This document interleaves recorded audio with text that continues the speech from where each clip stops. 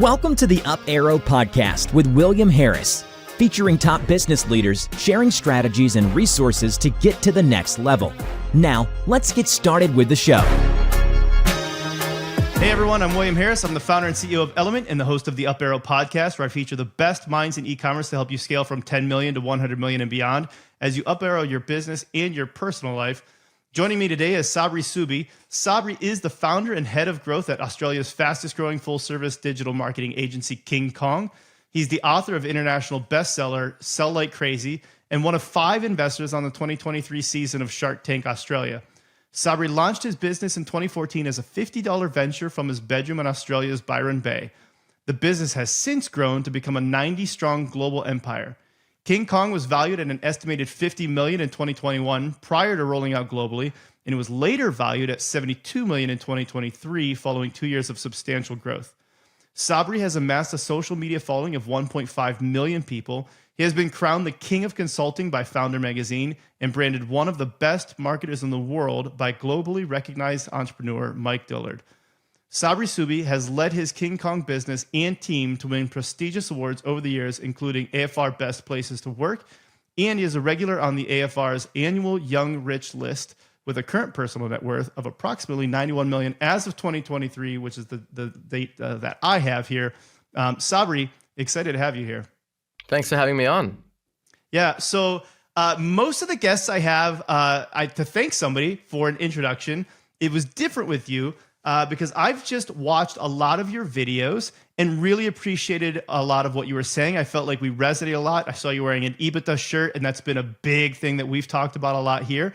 And I just thought, I just got to ask this guy. So I reached out to you on Twitter and it was like, hey, I really want to get you on the podcast. Are you down? And you're like, yeah, let's do it. So I appreciate that. No problems. I'm excited to get stuck into it. Yeah. So we're going to be talking about this $7.8 billion e-commerce growth strategy that you've got here. Before we do, I want to announce our sponsor. This episode is brought to you by Element. Element is an award-winning advertising agency optimizing e-commerce campaigns around profit.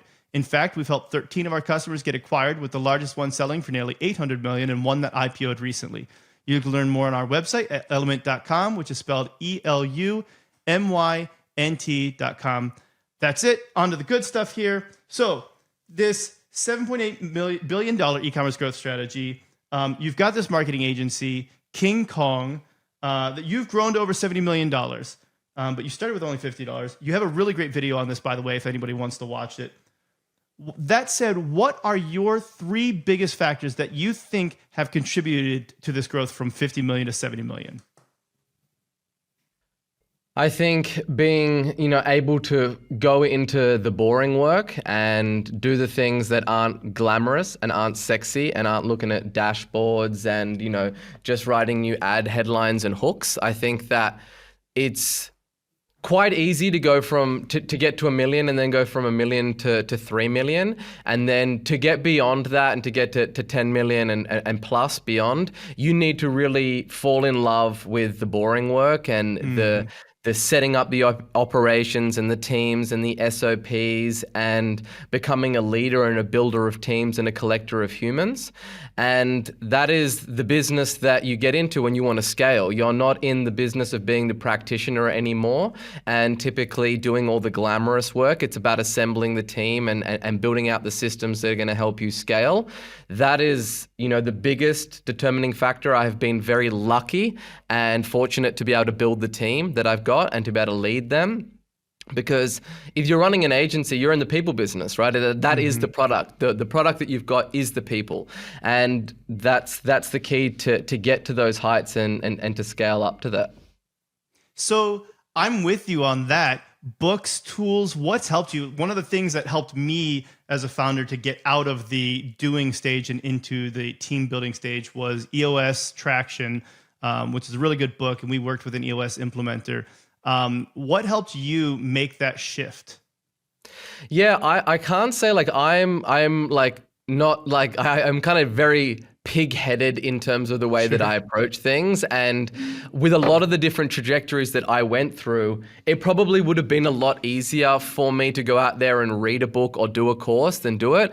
But I don't know what it is that's inside me, but I always typically go the hard path. So for instance, when I got started in sales, and I sucked really bad, and then I became the top salesperson at every company that I ever worked, that was before that I'd ever read a sales book. And it would have been a lot easier and a lot quicker if I had just gone out there and got that information. And I can say the same thing for the operations of my business and building up my business. I didn't work with some CEO whisperer or read the EOS book or have some practitioner that come in. I just and it's the worst way to learn probably is through trial and error, but that's effectively how I did it. I think I was spinning so many plates and running so fast that I didn't look for that outside information because there was so many things that I had to do within my business. So it was just by trial and error. And I think that it's just something that you go through the process. Everyone has a different path to get to that outcome. Mm-hmm. And I think knowing what I know right now, I definitely would have gone out there and read those books and got that information. But it wasn't my journey. And if I said that it would, I would be lying. Well, you are the outlier in that case. And I think that that's great, though. That being said, it hints at something else that I think is important, which is if you are an entrepreneur, a lot of times we don't trust our gut enough. We get into this point where we're like, no, I have to look at just, what is data backed or what has been done before, what's been written about this. I had a guest on before, Will Leach, who was ex-Pepsi, and he talked about the different processing speeds of our different minds. And there's the one mind that's processing things like our conscious mind that's processing a very, very slow rate. And then there's our non-conscious mind that he said is processing it, 100 times that rate. And what's interesting is I say that's our gut, to some degree, your gut feeling. And you're like, I just feel like I need to try this. And sometimes the best thing is to just trust the gut, trial, error, see if it fixes things. I tell people this is what your doctor does a lot of times. Your doctor says, great, 80% of the time you have these symptoms. Here's the medication. This is what you have. Here's the medication. Take it. If it works, I was right. If it doesn't work, then let's go down the path. But sometimes the most diagnostic thing you can do is to just make a decision and go with it. Yeah, I think that's something that I inherited from my mother. She always told me, let your conscience be your guide. And I definitely think that I'm very in touch with my intuition. And a conversation that I was recently having in my business is that I was in a room with all of my managers, and we have all of these, dashboards and data, and I've got data scientists that are going through it. And it gets to a point where people, they just keep on wanting more information and data to support their decision. And I had to just be like, look, enough is enough. We've got enough data to support this, guys. And a lot of the time, the trap and the double-edged sword of the time that we're living in, where you can get all this data and we're in digital and you can look at track everything to what specific ad did what. It's we just get so anal retentive with it, and we don't want to make decisions until we have all of the data to support that. But, money loves speed. And a lot of the time that if you were to put all of the data aside and you were just to ask the founder, what do you think is the right decision to make here? They don't need 6 months of data to get statistical significance in order to make that decision. And that just slows everything down. So I have all of that in my business that runs in the background. But one of the things that I have just been relying on even more than ever is just letting my intuition also run it, and then further validating that data and course correcting it with the data if I need to in the future, but not letting that just bog me down and think it's not that difficult, right? If you just look at it in its simple terms and you boil it down to its first principles, most of the time we know the things that need to be done. We know the conversations that need to be had. You don't need a dashboard to tell you that. You just need to go and do it. So I think that is the guiding light that has helped me throughout my business journey, is just being very in touch with my intuition and having that sixth sense of knowing what it is that needs to be done. Yeah. So that's what's helped you grow the agency. But I want to shift into, what do you find to be the biggest keys to success for growing just e-commerce stores in general, because you've done a very good job of growing a few very notable brands. When you look at all of the different tactics and things you're trying, what do you find to be the things that set the winners apart? I think that, in early in my career with growing e-commerce businesses and helping people go from, 0 to 1 and then scale up to, $250 billion plus in revenue, is that you get caught up in like all of the growth hacks in the beginning, and you start thinking about like how do you gamify, what's the ad account structure, how much money is going to tofu, mofu, bofu, is it no target, all of these different nuanced things, right? And then I started to also then see some anomalies of people that don't do all of those things and just have like a really strong fundamentals of the business and have a very solid value proposition and have lots of a deep catalog of products that they can on-sell that to get a higher LTV with strong branding and all of those other factors. And they're the things that are going to create a moat and get you, beyond $100 million in revenue. Because all of those other things, like with all these drop shippers and like Temu and all of this stuff, like if you're just looking for those little hacks, like those moats just get dissolved like that, right?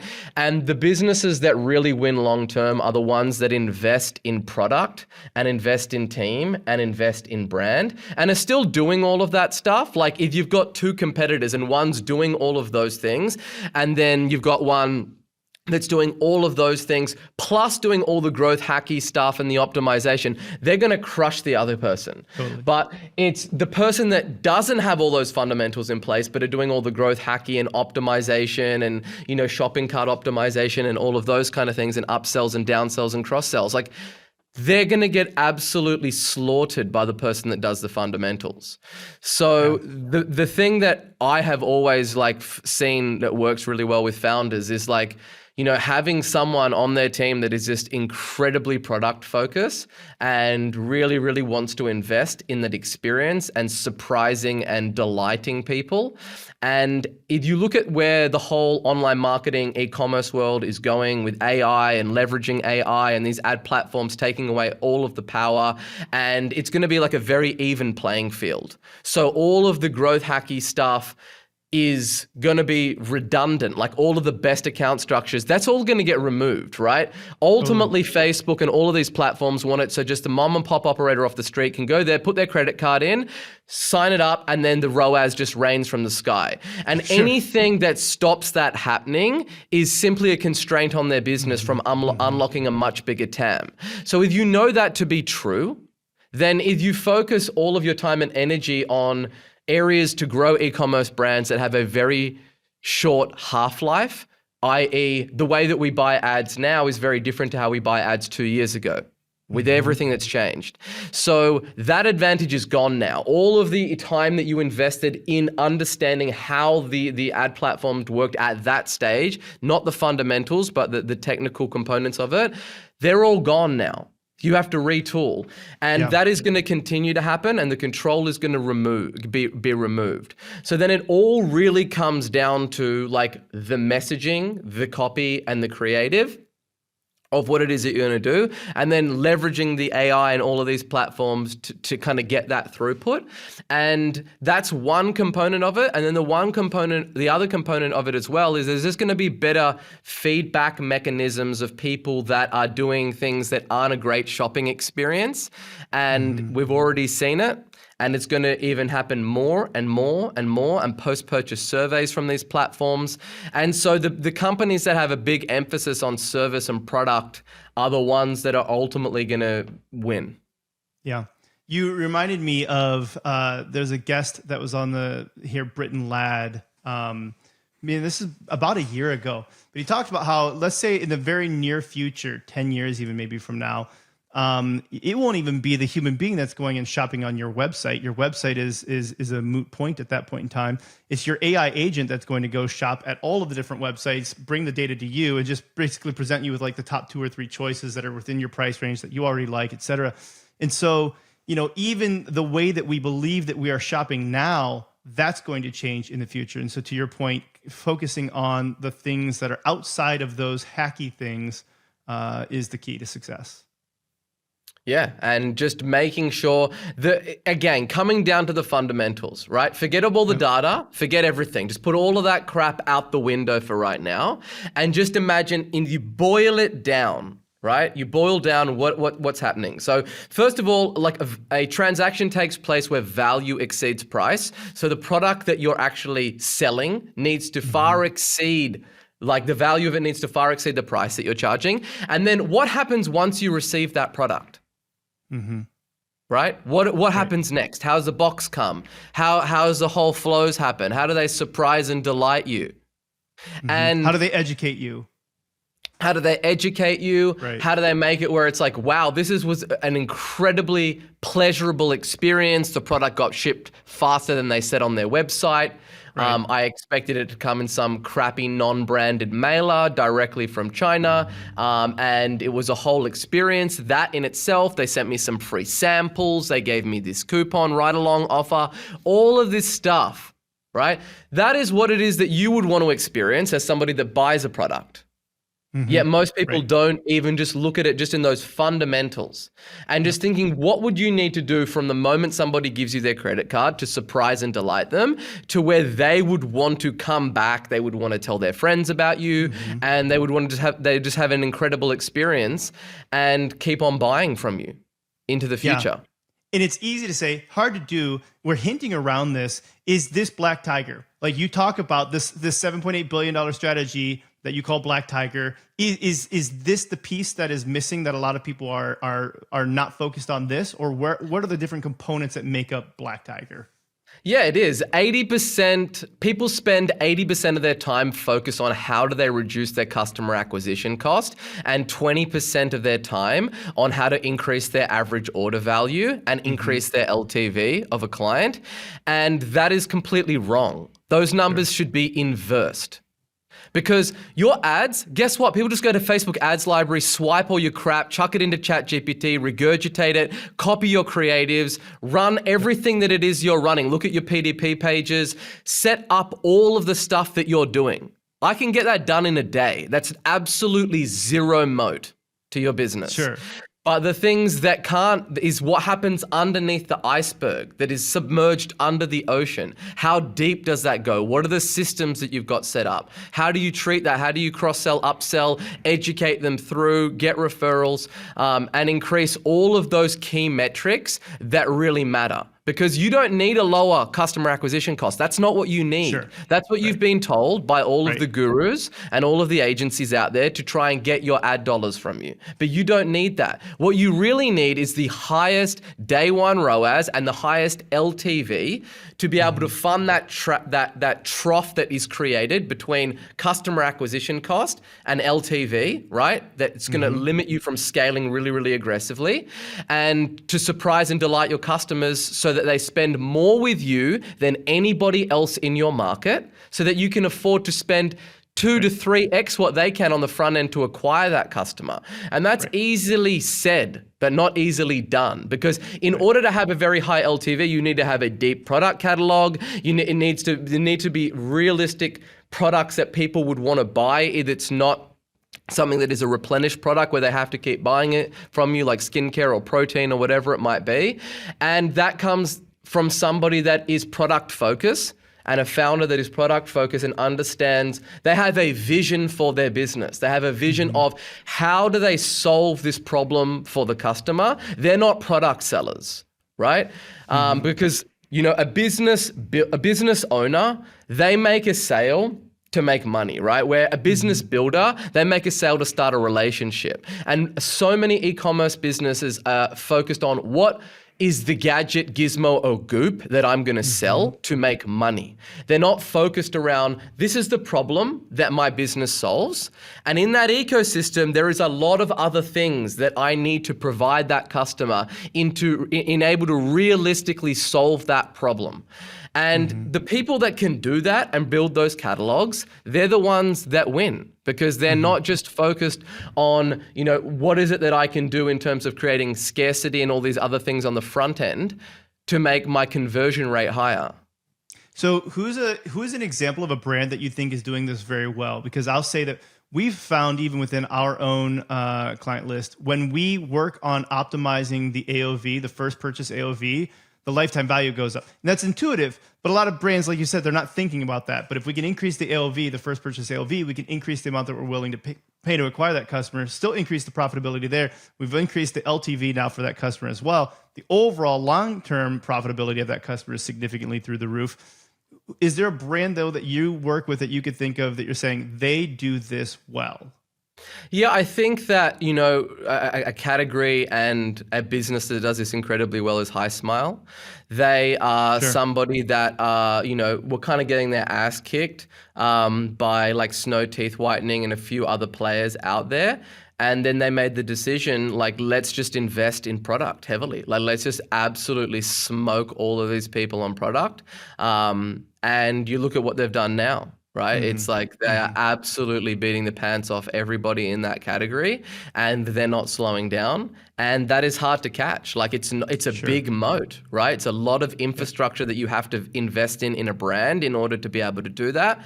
And yeah, good luck. Like it's not like just copying somebody's email flows, right? Or like this little thing that they've got underneath their CTA on their page or any of those things. It's something that you need to build a team. You need to build a whole department in your business. There's regulations around launching these products. You need to go through all of that and get all the certifications that you need in order to sell it. And then you need to work with pharmacists and all of these people to build out all of the, like, it's a huge moat.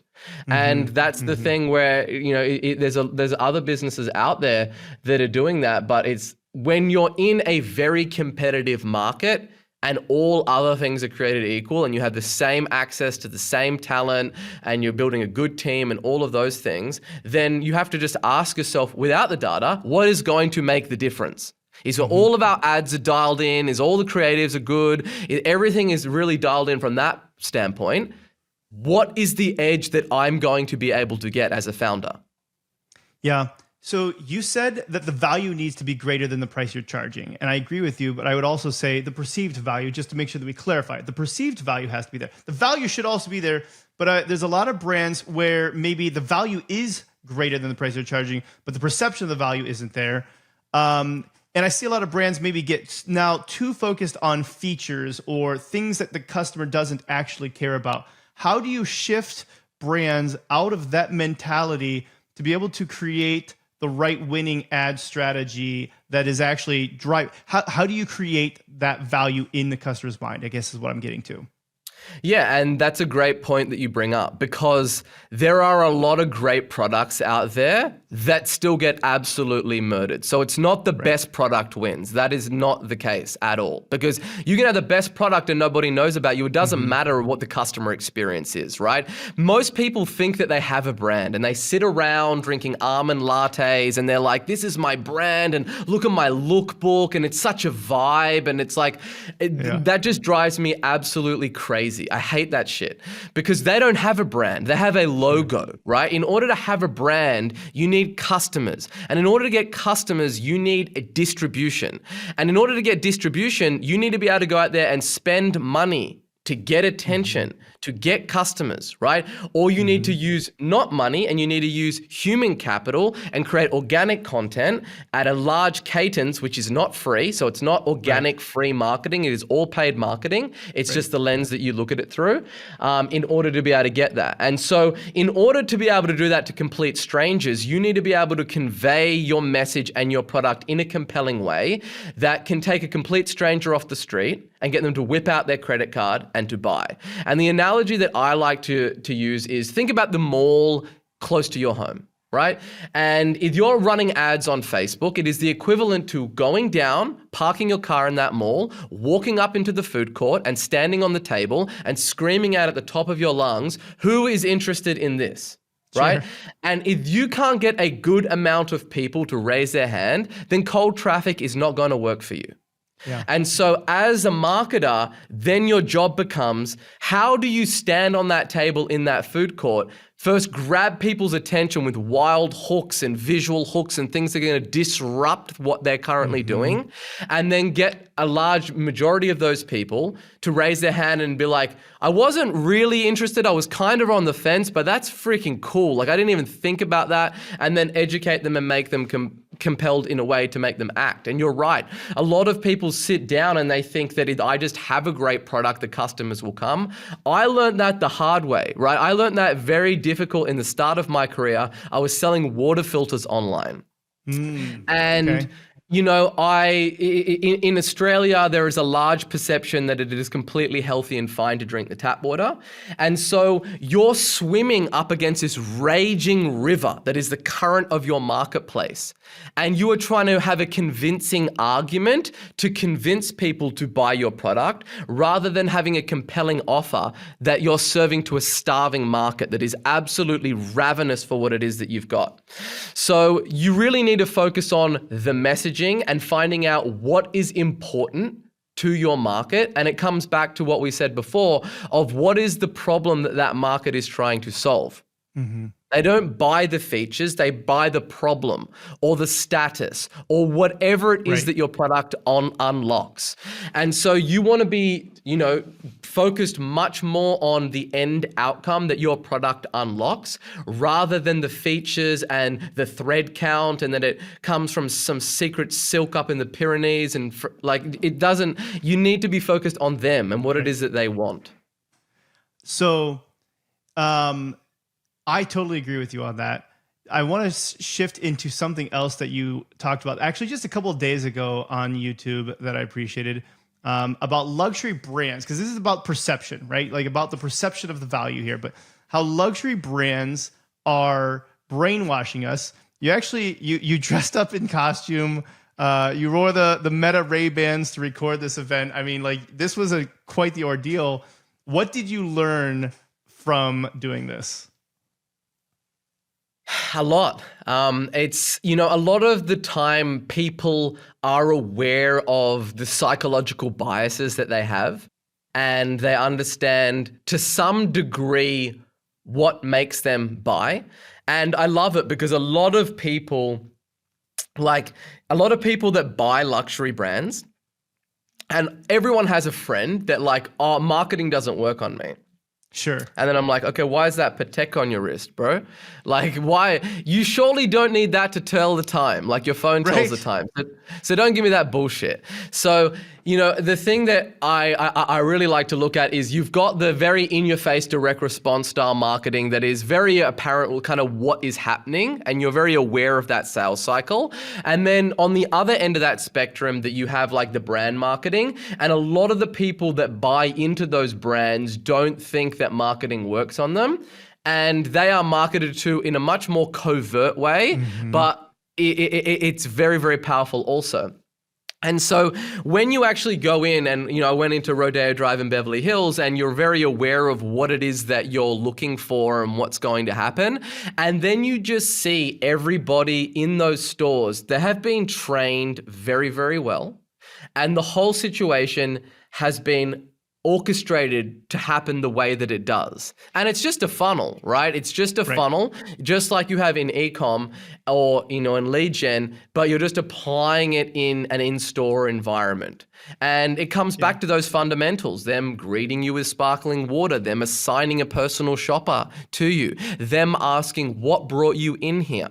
Them wanting to build a relationship with how many products that you've bought. They have a CRM that has your name and your details on it, and they bring up everything that you've ever purchased, so they know not to show you those products, and then they show other products that you may like.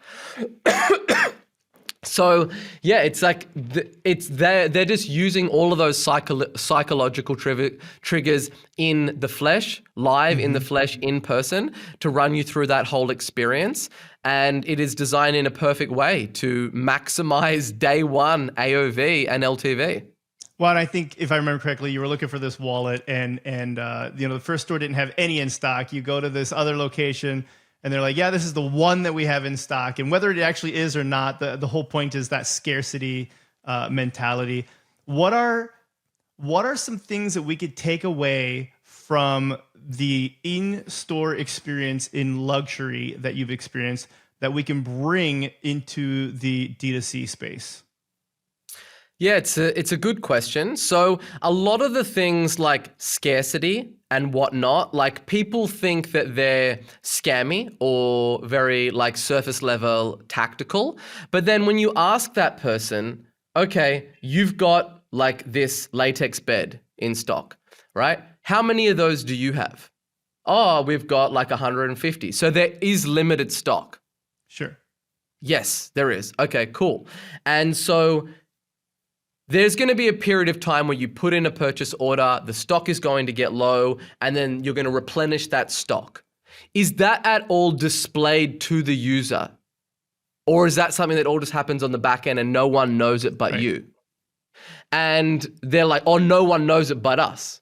Okay, well, just showcasing that or showcasing that you have 3 more in stock, that is going to improve your conversion rate across the board. And so that's why those luxury brands do it. Or having a limit of how much, certain products that people can buy. So I tried to buy the Chanel bag in there, and I've got 3 daughters. I was like, hey, I want to buy these 3 bags for my daughters. And they were like, oh, I'm going to have to see about that. Let me go speak with the manager. I'm going to have to get manager clearance, because you're only allowed to buy 1 per person, and then it's a whole song and the dance, and then they come back. Okay, because you have 2 bodyguards with you, we'll allow you to buy 3 of the bags. And it's just the experience of, first of all, creating scarcity. Whether you like it or not, it is fundamentally in human nature to drive conversion rates. Right? And to get people to want to buy. If there's limited supply of something, people want it. If you make something hard to get, people want it more. If you look at, the dating analogy, partners that are hard to get are going to be the ones that are going to be more desirable. And so you can and and try to deny it and roll your eyes all you want, but it's just fundamental human nature. And so if you have products that are exclusive, that if you have, you're going to do a product launch rather than just having all of the product on your website for the launch, you would have, join the wait list for that product, and then you would drip feed it out, and you would put scarcity around this product. We've put this product aside for you for the next 36 hours in the launch. If you don't buy within that time frame, we're going to have to remove your spot. Right? How this is something that Apple took from the luxury brand market, right? How when they launch an iPhone and you're there and you call them up and you're like, yeah, do you have any of these in the 1 terabyte? And they're like, no. And you're like, when are you going to get it? And they're like, we don't know. They don't know, right? We get a delivery every day. We don't know. We don't know what's in it. But I got 1 right now. Okay, I'm going to buy it right now. Give me a credit card, bang, right? So it's even like assigning product to people when you're doing product launches. Another thing that you can do is valuing your highest LTV clients who have bought from you from your e-commerce store. So when you do launch a product, that they're first in line, that they get open access to a cart 3 days before it goes out to the public. They get, assigned a personal shopper. Maybe LTV hits more than $1,000 if it's a product, and they get a call from somebody at the company. Hey, I just wanted to give you a call. We noticed that you've been, buying this product. We really appreciate it. I see your business coming through, and I just wanted to give you a call because we're going to send you out a free gift, and I just need to know when your birthday is. Like, imagine what that does to create evangelists of products and brands, and get people, they're like, wow, they recognized it, they saw it, because everybody's got those customers. But people will use plugins to see which influencers are buying their products, but they won't use plugins to see which of their clients have the highest LTV and create like 1,000 raving fans around their product. I love that. I want to touch on the stock out that you talked about too. We had a client, they had a shipment of product that didn't come in on time. So they sold out faster than they had planned on it. And initially they were mortified by this. They're like, oh, this is terrible. We don't ever want to sell out. Now they're, still a startup brand. I want to say maybe doing like 5-10 million, somewhere around that number. And I said, this is actually okay. This is going to work out very well in your favor. Now, yeah, you don't want to stock out, but I can tell you that as a small brand, it's a whole lot worse to have extra inventory on hand than it is to sell out. Because even now, at this point in time, we can use this in the next batch of ads. So the next batch of ads that we have says, this sold out in 3 months. right? So now there's all of a sudden the opportunity that has manifested itself from something that was less opportune. Yeah, and so I worked with an e-commerce brand when they were getting started called Koala, that are in America as well now. And they had a situation where they sold out of their first production run, or it may have been their second production run, and they were flying. We helped them go from 0 to 13 million in their first year, and then they scaled very aggressively off the back end of that. And they sold out of their mattresses, and we were running all their ads and doing all their creatives. And this was at the stage where my agency was just getting started, and I was like in there in the kitchen. And so I created an ad for them, which was ridiculously comfortable mattress is available after months on the wait list. And that thing just absolutely pulled its head off and went completely batshit nuclear, and was scaling with insane ROAS. But that is a situation where you're taking something, a real event that did happen. Right. It did sell out. It is ridiculously comfortable because people are saying that in the reviews. There has been a 2-month wait list in order because they were low on cash flow and blah, blah, blah, blah, right? To get the stock. So why as a marketer would I not use that? Why would I just upload the product and then start running my normal ads? Like that is the most ridiculous thing that I could do. So, there's a place in my city here in Melbourne, and it's called Loon, and they sell croissants. And they have a line around their block in the middle of winter when it's 1 degree outside at 5 o'clock in the morning for people buying these croissants. And then you go in there and it's like set up like a boutique, right? Yeah. And it's like, there's a whole story behind it. There's a whole story about the croissants. And that's how they can charge $13 for a croissant. It's the same water, flour, and sugar, right? Sure. But it's the whole experience, creating the scarcity, and then having the experience of when you walk in there, controlling how many people go into that store at a time.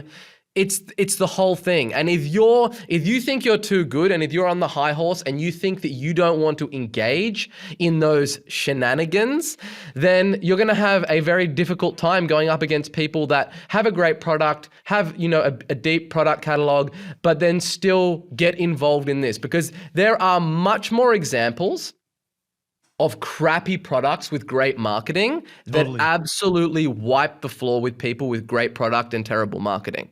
So you cannot just focus on only those fundamentals, but not get the tip of the spear sharp, which is the sales and the marketing. Because if you don't have sales and if you don't have marketing, you have nothing. You don't have any customers, you have no brand, you have zero, zilch, nada. So let's talk about the sales machine. Not croissants, chocolates. You built a $500 sales machine for MrBeast. You were talking about this. Walk us through, what is a sales machine that's a $500 million sales machine that you built for MrBeast? What's this look like? Yeah, so it's about focusing on, first of all, telling the story of the brand, of the product. And in that example, it was, we had to look at what MrBeast was doing online, and we had to look at all of the traffic that he's getting, and then just murdering all of that money by sending them to a basic Shopify product page with very short form copy that said nothing about nobody, right? There was nothing on it. It was just like, here's the products. It was like 2-line description, and that's it. There was nothing of where the cacao beans are sourced, how they're responsibly sourced, what makes the ingredients. Because I bought that product and I was like, okay, here is another crappy product from a YouTuber. But then you try the product and it's actually great, right? Like I was actually surprised that the product is actually good. But none of that comes across at all in their funnel and in their messaging and the way that they convey that. And these are people like, he's the video guy, right? He's the #1 video guy in the world. Right. And there's no video on the product page. It's not a landing page. There's nothing going on at all. And so it's like, we have a saying, like, the more that you tell, the more that you sell. And if, people are like, oh, who's going to read all that? Who's going to watch that? The buyers are. That's who's going to watch it, right? The people that aren't going to read, they're not going to even read anything if they're not the buyers. So you don't want to focus your marketing on those people. You want to focus on the people that are going to buy.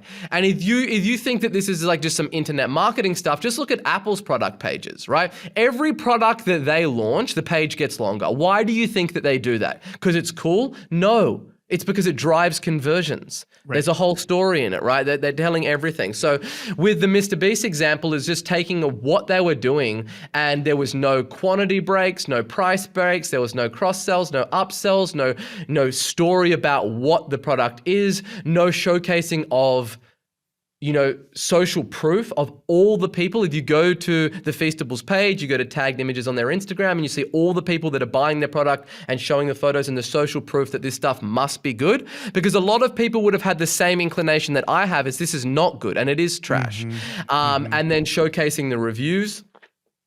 And there is, selling is seduction. There is a certain format that you have to go through in order to do it. And if you're going to sell, go all the way. None of this half measure nonsense of these really small product description pages with just the specifications filled out and the price. That's not how you want to do it, right?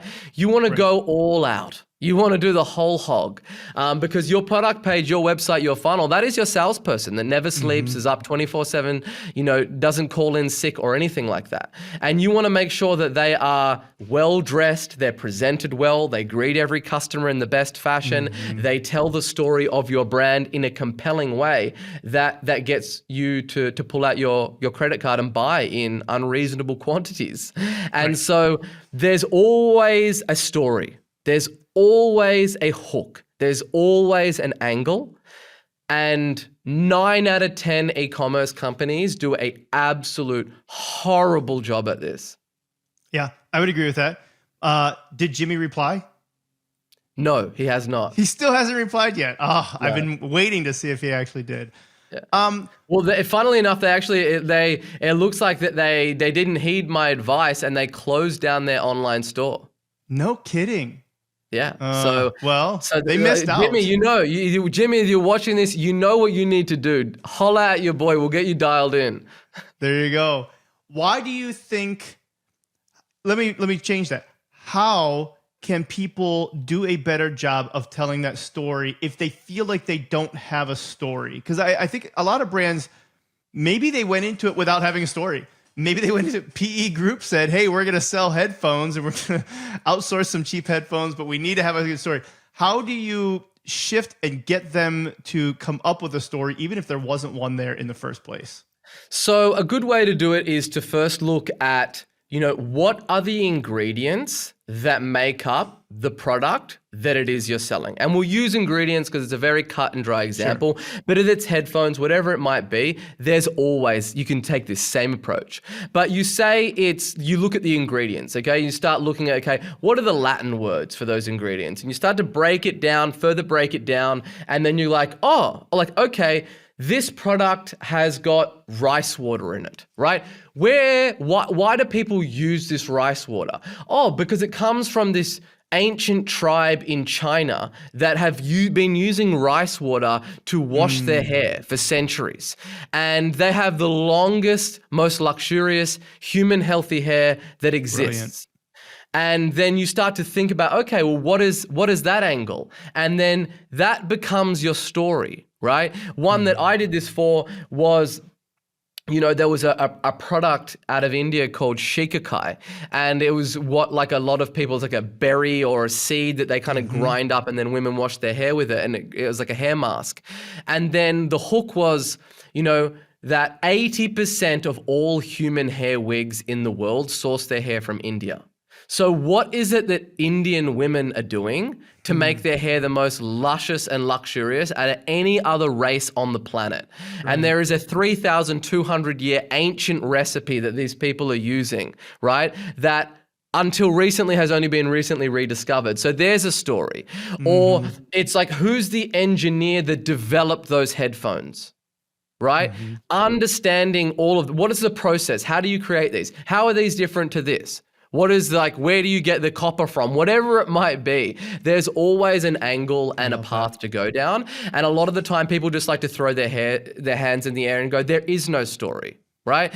And so if you don't believe that there is a compelling story that just jumps at you straight away, or there was a problem that the founder had and then they solved that problem, then look at the ingredients, look at the process, look at, who has been using a product like this for many centuries, right? Or for a long period of time.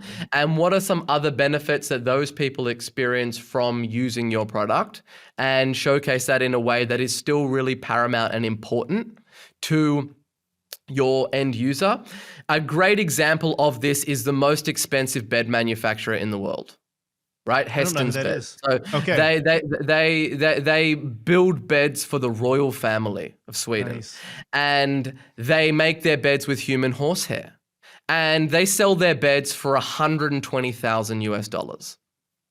And you could just go on and talk about like how we use human horsehair, and then they talk about how human horsehair was used under the armor of knights to transport air through their whole armor to keep them at a good temperature. And a lot of people would stop there, but they don't. Then they just keep layering it on, and talk about people spend more on their parking in a year than they spend on their bed. And you spend 1/3 of your life in bed. And your sleep, it affects your immune system, your quality of your relationships, the decisions that you can make. And you look at all the justification that has to happen in order to sell a bed for $120,000.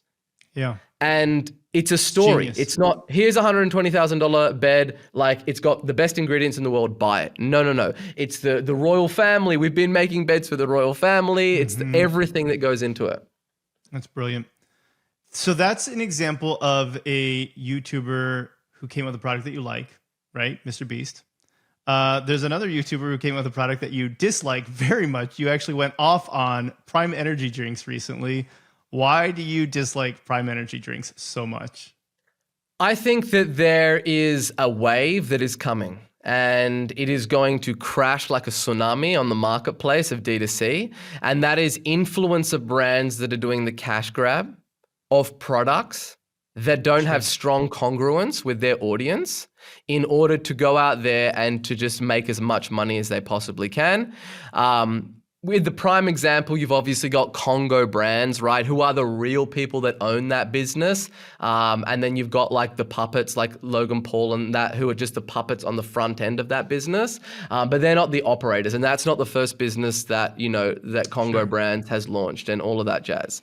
But the thing that I am against is when, the reason that I said that this wave is going to crash is that you have all these influencers. They've thought, what is a product that I could sell that has the largest TAM possible? Forget about it. I'm passionate about it. That doesn't matter. Right. I just need to sell lots of this thing, right? And make as much money as I can. And there's no emphasis on product, but they have the audience. So they've got 15, 16, 50 million, whatever it is, like their audience. And then they launch out to that with no emphasis on product. And this is a great instance where the marketing in itself is not going to be enough. And yes, you have instances where it's like, yes, they've had a great run and they're exploding in sales, but there is an underbelly that is coming and that is already popping up in the news, and children, and this is happening. We're seeing it all the time. Sarah Jessica Parker just closed hers. That's like another one. Kristen Bell closed hers, right? Like they went under more or less. There are some that are doing this well. Ryan Reynolds seems to be one of the few that can crack the code, but he is very, very, very intentional about, like you said, the product and the way that he's marketing that product. Whereas I think a lot of them are just using their influence to try to get to people to buy a product that they maybe weren't necessarily as invested in. Yeah, correct. And I think that the future of influencer and D2C brands is having somebody that is irrationally passionate about a subject and has tried all the alternatives that exist out there in the marketplace and has legitimately created a superior product than anybody else in the marketplace because they are irrationally passionate about it. And then they use their audience to give them a terminal monopoly on that market and deliver on the promise that they've got, right? Like if Joe Rogan launched a sauna brand, it would be the best sauna brand in the world. Sure. Because we know that guy loves to have a freaking sauna, right? Yeah. So it's like, he's not going to build a shit sauna and just like, this is my sauna brand that's crap. He's gonna make and put one it with out horsehair. Yeah. Yeah, exactly. It would be for like the Roman gladiators. That's what they would have used. And so then you're going to get those people, or it's a Huberman, or any of these people that are like broken down, looked at ingredients of supplements and have wanted to create the best product. And they're going to use their audience as the platform that is going to allow them to launch the best product and have maybe a lower margin on the product because they've used the best ingredients or the best construction to build that thing. Yep. But because they're going to put that extra margin back into the product that most brands would use for marketing because they don't have the platform, that's when you get a flywheel and that those things just absolutely explode because it's a superior product, you know, that you're irrationally passionate about to using your audience, and then the word spreads, and then that's just when you just take over a whole market. And so I think that what you're going to see is like a renaissance period after you get all of these crashing brands. People are going to be a lot more hesitant to launch their own brands, and they're going to want to have a lot of belief in the product, because what's happened is you've got these people that have got these audiences and they've monetized those audiences in the traditional way of being a spokesperson for other brands, and then they've realized, hey, we can make way more money if we launch the business ourselves. Yeah, business is hard as shit. It's hard as shit, right? And so you can't just create, like, it's not, it's good that you've built your audience. It's not like I've built the hard thing, now just let me build a crappy product and launch it. And then there's going to be a lot of recourse and a lot of people's audiences are going to be very upset with them. And then the next wave is going to come of like people doing things that they're really passionate about, that there is a TAM for, and that the unit economics of selling direct to consumer makes sense for that business model. Yeah. You talked about building an audience. It's a good place for me to transition into your audience. You've got the gold records in the background there. You've built, over 1.5 million followers. You've got, I could be wrong about this, but the analytics that I got pulled said over 8 million views on YouTube. Correct me if I'm wrong on that. It might be higher, but what have you found to be the biggest success in building up your own audience? I think that like the area that I operate in is like you've got, when it comes to building an audience, there's kind of two different schools and two different groups. You've got educational content that is just talking head, sitting down and giving people answers to their questions. And then you've got the spectacle, MrBeast, the Air Acts, that kind of market where it's entertainment and it's just picking the widest things and just doing things as a spectacle. And so, where I'm trying to sit my strategy in the middle of those two things. And it's like, there's only so much talking head videos that you can watch till you just tune out of that person. And you're just like, man, this is too heavy. Like, this is just like you could go in there every once in a while, but it's like, you're not going to be eating chocolate mousse every night, right? It's like, once in a week, once in a month kind of thing. So I'm trying to fuse those two worlds of picking these business content and things that, is educational and providing value, but doing it in an entertaining way for my audience. Yeah, I think that's key. We talk about sometimes the target, and if you look at the target, there's the bullseye. And the bullseye is exactly who you're trying to reach and why. But then there's the content that you need to create that's a little bit more outside of that, that's more entertaining. And I think a lot of brands forget about that. We had a brand that does very well on YouTube, e-commerce brand, where they sell like fish supplies, reef supplies, saltwater, care for fish. And they've built up a very, very good YouTube presence. And a lot of that, it's educational, but a lot of it's getting into just the entertainment aspect of it as well. And they've got, millions of followers. One of the things that I think was interesting about their case specifically, though, is, you talk about monetizing that audience. There's monetizing that audience all the way along. And I think that's something that a lot of e-commerce brands should be focused on, and being able to create that audience and monetize it. But there was the monetization of it when they sold. So when they sold, we were able to help them drive up the multiple that they got for the business because of the YouTube presence alone, looking at that almost as a separate entity. It's like, what is that in and of itself worth outside of what it's driving for the business? How is that What's the monetization of that? And I think that's an important piece for e-commerce brands to be considering when they're looking at, hey, you want to sell a brand, you could run ads and you should run ads, and those things are good. But you also want to be able to build up this let's say go beyond thought leadership, but this entertainment aspect of what the brand is as well. Yeah, I think it just comes down to also what do you enjoy? What do you enjoy doing? Because content is a grind, and Totally. a lot of people get like fatigue from doing it. So I also just look at it the lens of like, I got to have fun, right? Like at the end of the day, like growing channels, making money, having net profit, like none of that shit matters if I'm not having fun doing it and if I'm not laughing my ass off and having a good experience, because that is all I've got. Like when I look back on this time, you know, in 5-10 years time, like the thing that I'm going to remember is the memories of doing this stuff and having the fun. And I think that when you create content that you enjoy creating, that comes across. So that's all that I'm trying to do. I certainly don't have it perfect, but that's the place that I'm trying to get to. Buddy of mine, Sujin Patel, used to call that the FOI. What's the fun on investment? There needs to be some type of a fun on investment as well, not just the ROI. What about Shark Tank Australia? Speaking of fun things that are also building up an audience, you were on Shark Tank Australia. What was probably your favorite pitch that you witnessed there? And maybe, or if you don't have a favorite, what was the worst pitch that you witnessed? Oh, there was some doozies. Because it's television, obviously Sure. the producers, they're picking the things that are going to be the biggest entertainment value as well. Sure. And then they sprinkle in the good ones, right? So I think that there was a fantastic pitch that came on for a product called Contour Cubes. And they sell like an ice facial kit, and they had the Kardashians and everything. And it was just the founders were very, very dialed in. They had spent a lot of time on TikTok and creating organic content, and they had a phenomenal story to tell, and they had gotten a lot of reps in. So for a lot of people, they haven't been in that situation a lot. And while they hadn't been in that position of presenting to investors, they had certainly been in front of the camera and knowing how to tell a story. And so that's exactly what they did. They told a phenomenal story. The founder came in, spoke about her and her mom and how they used ice cubes, and they'd hold the ice cubes up, but it would freeze their hand.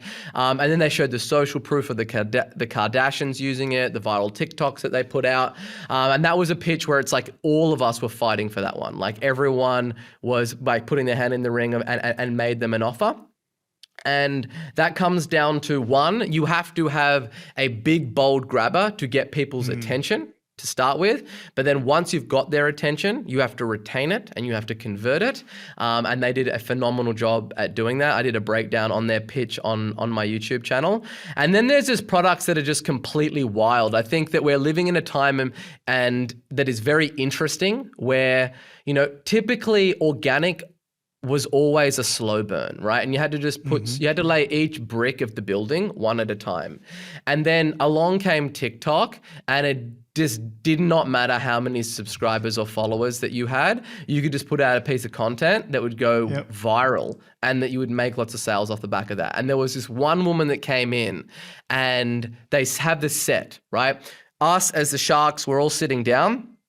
It's exactly like you see on television. We know nothing about the product at all. It's all behind a blanket. They take us in, they sit us down, then they remove the blanket, and then in about 1 minute, the entrepreneurs come out. And there was I could hear these chickens clucking, and so they removed it. And there was these chickens in these wire orbs, these balls. And she came out, and I was like, "Is this a joke?" Like, it was like a mobile chicken coop. So the chicken walks around, the orb moves with them. They eat the grass, but they don't fly away because they're in the metal orb. And then she's like, yeah, and we went viral on TikTok. And she had like a reel that it got like 20 million views, right? But that's like, it also gives the people a lot of false positives because they get so much attention and then they make sales off the back end of it. They think that they have a business that makes sense. It might make sense when you're getting 20 million free views on a reel, but it might not make sense with the unit economics and having that all stack up when you actually have to go out there and start buying that attention. So we have chickens. I've actually brought a chicken on the podcast before one time. I'm somewhat tempted to go look this up though now. 'Cause I find this very interesting. We have, dogs, cats, and sometimes they get one of the chickens. So this could be interesting. There you go. That said, were any of either you or any of your co-hosts divas? The idea of like, I only eat blue M&Ms. Please have that in my green room for me, or anything like that you can remember? No, we were all pretty chill. It was definitely a very good experience, and we had like Robert from the US Shark Tank as well with us, and he's a seasoned veteran. He's been doing the show for 17 years. But no, there wasn't anybody on there that's like Beyonce and like says I want my whole like dressing room to be white or anything like that. A lot of the entertainment came from the people that were in front of the cameras and the entrepreneurs. If you were going to be a diva, though, is there something that you could be a diva about that you're like, I only eat blue M&Ms, or I want all white? Quality coffee, right? Yeah. That's one thing that I'm definitely a diva about. I love my coffee. Like I have one black coffee a day. And when you have black coffee, there isn't any hiding. Either it's like a shit bean or it's like been roasted like 4 weeks ago. You can't mask it with sugar and milk. So that's something that I really appreciate, a good double espresso. And if anything, that's something that I'm a bit of a diva about. I love it. Is there a brand that you want to shout out that you are like, this is the brand of my... All I will say is that I have split tested. I have traveled the lands to find the best coffee that exists.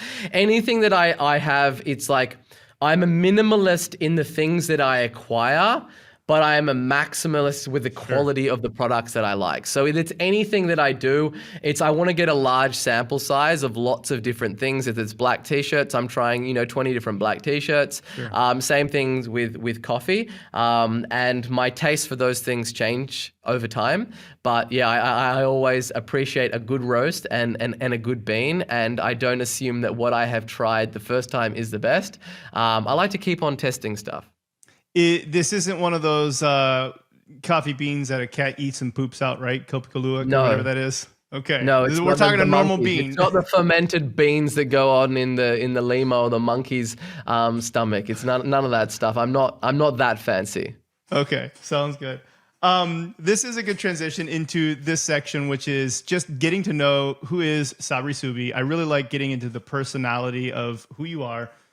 You've talked about this a lot, but childhood, what in your childhood has helped to shape you into being the entrepreneur that you are today? I was raised by a single parent mother in a small beach town that has a population of 15,000 people called Byron Bay. It has since become very popular, and you've got a whole bunch of these celebrities and Chris Hemsworth and all these people living there. Yeah, because of me. Solely, I take all responsibility for it. No, but it's become very popular. It used to be very popular for hippies and smoking weed and stuff, and now it's become like a little bit bougie and trendy to be there. But I was raised by a single parent mother, me and my sister. I watched my mum hold down 3 jobs to really provide an incredible upbringing for me and my sister. And I used to wake up early in the morning before school and go to job number 1 with her, which was at a cafe. And I used to, at 6 o'clock in the morning before school, then I would take all the tables and chairs out for my mum, and then she would be doing all the other stuff within the cafe, and then she would go to job number 2, and then job number 3, and then eventually job number 4 was to come home to me and my sister and cook us a healthy dinner and do all of those kind of things. And she never once complained. And I call that single parent mother work ethic. And that was ingrained in me from a very young age of anything that you do, make sure that you do it to the best of your ability. And most people, they go through, like, that's simple advice that most people don't heed. Most people very rarely give something everything that they've got. Either I sit down with people and I'll say, well, what's the last thing that you really emptied the tank on, that you actually did the best that you could possibly do? And it's very, very rare. People just don't do it. And so that was the guiding compass that, my mother told me a lot of things. She put a lot of principles into me. Let your conscience be your guide. If you're going to do something, do it properly. All of those things. But I think beyond all of those things and the love that she gave me and nurtured me with is that single parent mother work ethic. And that is something that has served me and continues to serve me. And it's the only thing that you can control is your effort. There's a lot of different things and luck and timing and stuff that comes into running businesses and the opportunities that come your way. But the thing that we all have is the ability to make the decision of how hard we want to work.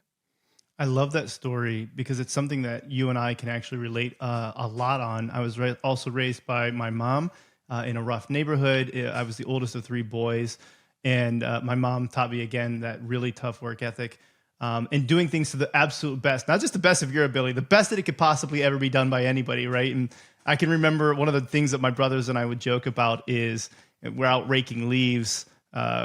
We had to get every leaf, and we'd be like, "Mom, I think there's a leaf still up on the tree. Do you want me to climb up there and get it?" Right? It's like, you got every leaf, and there was nothing to be left undone. It had to be done flawlessly. And she actually had a sign on her door. She was a teacher, a music teacher, band director, that said, "Practice doesn't make perfect. Perfect practice makes perfect." And that's kind of what she demanded and expected out of us. Yeah, and I think that it's something that I'm going to sound old when I say is lost in this generation, because it's not just in this generation. It's Totally. lost in a lot of generations. It's just people wanting to be exceptional at something. And for me, the type of people that I like to hang around and I like to associate with are people that are just unreasonably passionate about something. And it doesn't matter what it is. Like, I was recently in Italy, and there was a guy called Gino in my hotel, and he was unreasonably passionate about coffee and making the best double espresso that it possibly could be. And just anybody, I don't care what it is. It could be ballet, it could be bonsais. It does not matter. As long as you just are completely passionate about it and you want to be the best ballerina in the world, or you want to create the best bonsais that are on planet Earth. And it's that passion and that will and wanting to make something the best that it can possibly be, that's infectious. Yeah. You mentioned that you have three daughters. I have three daughters as well. How do you feel like the way that you were raised impacts you as a father? I think that, my mother gave me so much love, and she always pointed me in the right direction, but did not force me to go in any direction. And having that freedom to choose the path that you go, make sure, I think, that you stay on that path for the longest period of time, because you are the person that chose the path. And you're not like, what am I doing on this path, right? If you want to put a lot of different pressures on the path that you want your children to go down, then that's your path. That's not their path. So that's something that I'm going to be very intentional about with my daughters, is more so giving them the smorgasbord and the platter of things that they can discover and things that they can try and see what it is that they like, and then just nurturing them on the path that it is that they want to go. I think that as business owners, a lot of us are control freaks, and we like to dot the I's and cross the T's, and we've got a certain vision in our mind that we want executed. And that's the way that we're able to run our businesses, right? Because it takes an incredible amount of planning and precision and effort to run a business. And that is something that is completely the polar opposite with raising children. Because then you just become like a drill sergeant, and you're not shaping that child. You're basically imprinting your biases into them, but every person is different. So yeah, I think that having the freedom and having the ability to allow your children to explore those things and encourage them on the path that it is that they want to go down, because it's just excellence. Excellence is the thing. It doesn't matter what path that they go down. The things that I will try to instill in my children are the same things my mother instilled with me, is it doesn't matter what you want to do. I will always support you. Just do it to the best of your ability. Yeah, I like that. And I would say that I want to clarify, there are some biases that are worth imprinting on our children, the things that you fully believe are absolutely true, like hard work or do it excellently, right? That is a thing that is that might not be true to every single person. But it is something that is so true to you that it is worth saying, I really want to make sure that you understand this, because this is a really important piece of what I believe is going to make you the most happy, the most successful in life. Yeah, and I think the distinction is it's not like a sitting down and imprinting that verbally. You Yeah, need to show them by your actions. So totally. I understand that I have 3 daughters, and no matter what I do, good or bad, I am going to set the bar of what my daughters will accept in a man. And Totally. so I need to be the example of how I treat my wife, how I conduct myself, 100%. what time I wake up, how I work, what I choose to eat, how I choose to speak to people. And they're all the things that, you need to teach people through your actions. And a lot of people are, the overweight personal trainer that are trying to give people advice and tell their children to do things, but they're not doing them themselves. Right. So like if you're like telling your children to eat healthy and not do this, or don't eat lollies and ice cream every day and all of those things, but then you're overweight and you're doing those things, you have no right to even have that conversation with them. So for me, it just places a disproportionate emphasis on living and being that person, and not talking about being that person or talking about what you should do, but showing my daughters through my actions of what it is that I think that you should do. I love that. And that brings me to probably my favorite thing that I like to talk about on the podcast. Literally, the namesake of the podcast is up arrow, which is a mathematical thing for making numbers that are way bigger than exponents. And I like the idea, though, of how do you up arrow your personal life? And so, are there areas in your personal life, not work life, that you are very intentional about trying to improve, whether it's health, relationships, spirituality, whatever these areas might be, that you're like, these are things that I'm focused on improving? 100%. I deem success as being what I call a eudaimonic polymath. And that is effectively somebody that has all of those different areas in their life in check. A lot of founders check the bank balance. They don't check the health balance, the relationship balance, the passion balance, and all of those kind of things. So yeah, like I have put, there was definitely at the start of my business journey where I put a disproportionate amount of emphasis on growing my business and growing the revenue and growing the profits and all of those kind of things. And my health did slip by the wayside, and I did put on weight. And so I, have gotten those checks and balances definitely more in line now. I work out all the time. I hit the sauna, ice bath. I spend time with my wife intentionally. I go for walks in natures. So yeah, I'm always somebody that's looking in growth in all areas, always. And it's never just, oh, I just want to focus on this. It's whatever I do, I want to do it properly. Like if I'm going to have a coffee, I want to find out, like go on and watch like YouTube baristas, championship baristas, and find out what it is that they do and do it to the best of the ability, right? If I'm optimizing my sleep or my health, I want to have a look at like what are the best people in this field doing, and constantly, like that's the things that keeps you engaged and to keep you passionate. The moment that you stop growing is the day that you start dying. So I am very intentional about in a lot of different areas of my life in always getting better and having dashboards and having ways that I can gamify those things and measure them, and make sure that I'm always growing. There's an illustration that I really appreciate about a vase with some rocks and pebbles and sand and water. Have you heard this? Do you know where I'm going with this? The rocks, the sand, and the stones, and like people let the sand get in the way. Well, yeah, it doesn't all fit, right? So it's like if you put the sand and the water in and then the pebbles and the rocks, it won't all fit into the vase. But if you put the rocks in, then the pebbles, then the sand and the water, same amount of contents and it all fits in. And that's the idea where, you have to make the rocks the priorities first. And so to your point, it's like, well, and I try to do this in my own life. My relationship with my wife has to be a priority. It has to be to the point where it's like, I'm going to schedule that date night. Because if I don't, it's so easy for something else to get in the way of that work or whatever that might be. But it's important to say, what are those priorities? Or you mentioned like these different bank accounts. What are these different bank accounts that I'm going to make sure that I'm investing my time, my energy, my intention into, setting those up, knowing what those are, scheduling them out, making sure that they're on your calendar, that you have the time dedicated to them. Otherwise, it's too easy for us to just become a product of whatever is the most urgent seeming thing within our life. Yeah, and the thing that's going to become the most urgent is if your health ever falls by the wayside, right? And so business is the most competitive sport in the world. However, unlike all other sports, we reach the prime in the latter years of our life. So if you just look at your favorite sport, and whoever's listening to this, and just go on a Google and type in average age of an NFL player, of an NBA player, and you will be very, very shocked by what that number is. Yes, you've got outliers and you've got older people, the average age, right? And most athletes, depending on the sport, it's around 25 years old.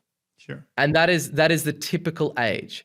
With entrepreneurs, if you look at compound interest and you look at most of the entrepreneurs that you look out, that you admire, and you have a look at where the most growth comes from, it comes from the latter years in your life and throughout your career. And we keep on growing the skills and the mind maps and the mental models and the attributes that it takes to be successful. And we use them like lattice work over each other to grow as we get older. And if your health is there, that is the thing that allows you to stay in the game. Mm-hmm. And so that is the area, that is the foundation that everything sits on. You know, I believe that the people that have the most energy make the most amount of money, and you need to look after that energy source and make sure that that energy can burn for a long period of time, and you can stay in the game for a long period of time if you want to play this game for a long period of time. Yeah, I love that. Sabri, it has been absolutely amazing chatting with you today. I've appreciated getting to know you personally. I've appreciated learning from you. If people wanted to follow you, work with you, what is the best way for them to get in touch or stay in touch? Yeah, you can go to my website, which is kingkong.co, or you can check me out on any social media platform at Sabri Suby. There's not many people with that name out there. Sure. And if you happen to not find me, I will find you with my ads. Yeah, that's fair too. No, I really appreciate it. Any last bit of advice that you would give to people that are listening that want to continue to grow and be successful in life? I'd say whatever business that you're in, whatever pursuit that you are on right now, whatever chapter in your journey that you're on, is we get caught up in focusing on what is on the horizon, but the horizon never comes. When you just want to get to 1 million, and you hit 1 million, that 1 million is not important to you anymore. Then you're looking at 5 million or 10 million or 100 million or 1 billion. And that game does not stop. The horizon, you never reach the horizon. And so wherever you are on your journey is to, one, make sure that you're focusing on excellence and doing the best of your ability of where you currently are as an entrepreneur, and constantly investing in yourself and getting those skills to up-level yourself and keep on just focusing on, how do I do this to the best of my ability? How do I do this to the best of my ability? And then the second thing is just to make sure that you don't get too caught up in that you lose sight of the main thing, which is to enjoy yourself and to have fun. Because we all get one life, and if you go through it and you don't have a good time, it's going to be a waste of a life. Those are wise words. Well, Sabri, again, thank you so much for joining me on the Up Arrow podcast today. Thanks for having me on. Thanks everyone for listening. Have a great day. Thanks for listening to the Up Arrow podcast with William Harris. We'll see you again next time, and be sure to click subscribe to get future episodes.